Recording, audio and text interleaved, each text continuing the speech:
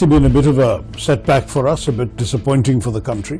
You may remember that Mr. Modi was amongst the first heads of state or government to visit Mr. Trump after his inauguration. I think he was the fourth. And their meeting went well and ended with a declaration by both leaders that there would be discussions on trade, negotiations, which were to conclude by the fall. So I thought that that was a good piece of news, that we would basically be in a position where we would not be immediately pressured on tariffs, because we would have until the fall to come to a conclusion. So the first surprise was when suddenly 25% tariffs were imposed on India. Mr. Trump believes, and the people around him have told him, that the easy H-1B has meant that a lot of Americans who deserve a higher salary from the same companies are being bypassed by Indians who will accept a lower salary. So an Indian techie who comes and works for $60,000 a year is taking away, according to Mr. Trump's supporters, jobs from an American who would not work for less than, let's say, $85,000 or $90,000 a year, for argument's sake. So in the old days, the fee was $2,000 to a maximum of $4,000. Now it's suddenly gone up to $100,000. But you have to understand a couple of things. Again, the motives are principally driven by domestic politics. Mr. Trump believes, and the people around him have told him, that the easy H-1B has meant that a lot of Americans who deserve a higher salary from the same companies are being bypassed by Indians who will accept a lower salary. So an Indian techie who comes and works for $60,000 a year is taking away, according to Mr. Trump's supporters, jobs from an American who would not work for less than, let's say, $85,000 or $90,000 a year, for argument's sake. I'm talking about a junior techie. The salaries go up at other levels. So what they're saying is, let us make the low-end jobs unviable by the $100,000 fee, so only the high-end, really desirable, irreplaceable top people who are worth it for a company to spend $100,000, only they will come. Now, I don't understand the logic of this, whether it's actually ever going to work. First of all, for many companies, the obvious solution will be to outsource the job. That is, what used to be done in America can now be done either by the same multinational companies' units in Europe, in Germany, in England, in Ireland, in France, or in many cases in their global capability centers in India. So that in fact the same Indian techies may now be working for the same money in India rather than working in America. So the visa will no longer be required. The challenge will be in the short term for the Indian companies that would take on a contract to do a job, whether it's for an American state government, a big American company, a hospital, whatever it may be, and fulfill that contract by sending their people from India on H-1B visas. That will now become unviable. So many of those contracts will either need to be revised or will no longer be feasible for Indian companies to bid, because we cannot pay $100,000 per person to go off and do a contract which is actually a low-end contract. This has been a bit of a setback for us, a bit disappointing for the country. You may remember that Mr. Modi was amongst the first heads of state or government to visit Mr. Trump after his inauguration. I think he was the fourth. And their meeting went well and ended with a declaration by both leaders that there would be discussions on trade, negotiations, which were to conclude by the fall. So I thought that that was a good piece of news, that we would basically be in a position where we would not be immediately pressured on tariffs, because we would have until the fall to come to a conclusion. So the first surprise was when suddenly 25% tariffs were imposed on India. Now, why was that bad? Because other countries, particularly those countries in our neighborhood and in Southeast Asia, that are competing with us in the same kind of low-value, labor-intensive industries, they were all at 15 to 19% and we were 25%. So suddenly, our exporters had a premium of 6% that their rivals did not have. In some cases more than 6%, some cases up to 10% more, because some were 15, some were 16, 17, 18, 19%, depending on which country we're talking about. Suddenly the impact was terrible. In Surat, they laid off 135,000 gem and jewelry workers. In Tiruppur, in Coimbatore, not only were they laying off workers, but some factories are now threatening to close. In Visakhapatnam, where exports of shrimp exports and marine products were targeting the US in very, very large percentage, they found their entire industry unviable. Suddenly we had a huge problem which we had not anticipated. We were still not recovering from this when the second 25%, which is not just tariffs but a sanction, came on us because of our purchase of oil from Russia during the war. That was supposed to be a means of pressuring Russia, but the damage was done to us because a whole lot of our industries became completely unviable. $48 billion of our $87 billion of exports suddenly became off the market. I mean, no one was going to buy. Cancellations of orders were taking place colossally.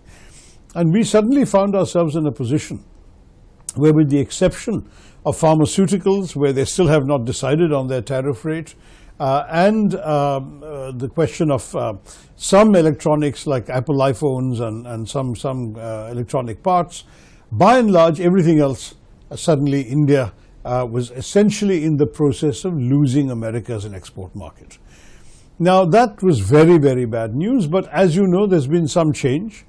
First of all, the Americans had cancelled the visit of the delegation scheduled to come to India on the 25th of August for the 6th round of trade negotiations.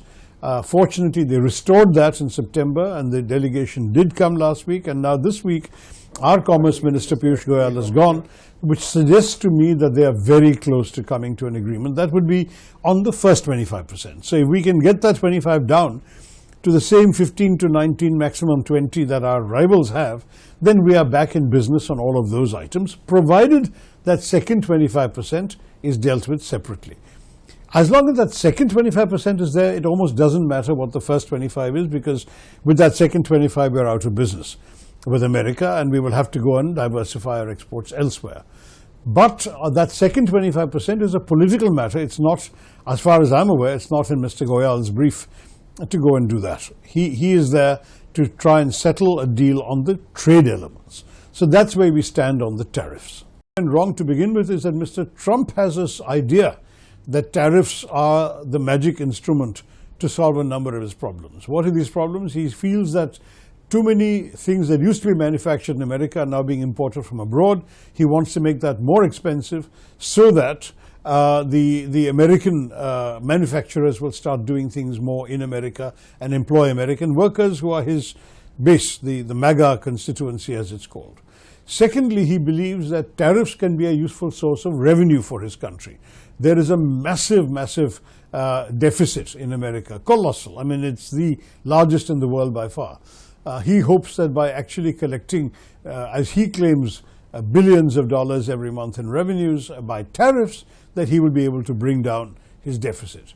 And thirdly, there is also the feeling that some countries, in his view, have been getting a free ride at the expense of the American consumer, and that therefore this is a way of paying them back. That's why he calls them reciprocal tariffs, though many of them are not reciprocal at all, because the tariffs he's imposing, in many cases, including us, are higher than what we were imposing. Our average tariff on the US average was 17%.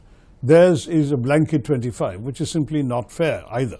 So all of these things, to my mind, suggest to me that his logic is nothing to do with India particularly, but is more to do with his domestic political constituency. So do you think he has alienated India in a way, because we have singled out on various fronts? Even China, who bought Russian oil, they are not penalized. Exactly. So the unfairness of this has definitely created a very strong backlash in India, and the accompanying insults, both by Mr. Trump's own language in his statements and tweets, and subsequently the extremely offensive statements by his advisor, Mr. Navarro, those have certainly got a lot of backs up in New Delhi and across the country. Because frankly, you know, if there is no particular problem in a relationship which for 30 years has been heading towards greater closeness, greater warmth, why would you suddenly use this kind of language about India? It was not at all appreciated.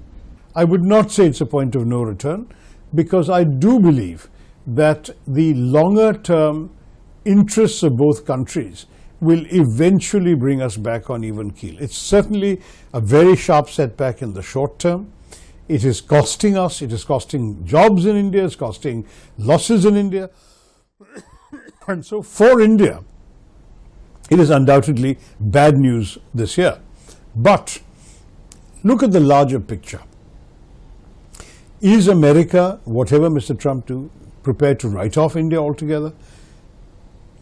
At the moment, there's no reason to imagine that. There is a lot of cooperation taking place on defense, on intelligence sharing, a number of areas of cooperation, everything ranging from outer space to IT and AI and so on, where the two countries are cooperating at various levels, well below the level of the heads of government. So I don't see that suddenly halting. No one has told anybody in America to stop doing that. Those are of great interest to both countries.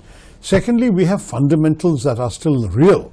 That is, we have a very large presence of Indians in America. 4.3 million Americans are of Indian descent. We have still the largest single student body, though I think that will go down with the new H-1B thing. But at the moment, the largest number of foreign students are Indians. The largest number of CEOs in Silicon Valley who are not American or not of American birth are Indians. Is that troubling Mr. Trump? It's troubling some people in his backers because, let's face it, the anti-immigration constituency has suddenly become much more vocal and much more acceptable than before. America used to be a very open, welcoming and inclusive society, irrespective of your color, your race, your religion, whatever. Today, the dominant political forces, the so-called MAGA movement, are very openly anti-immigrants. And particularly the visible immigrants, that is, people of a different color who dress differently or look different, can immediately be spotted as not of the sort of white ethnic mainstream. They are being targeted much more in ways that were not considered politically correct in America in the old days, but today political correctness is not a priority.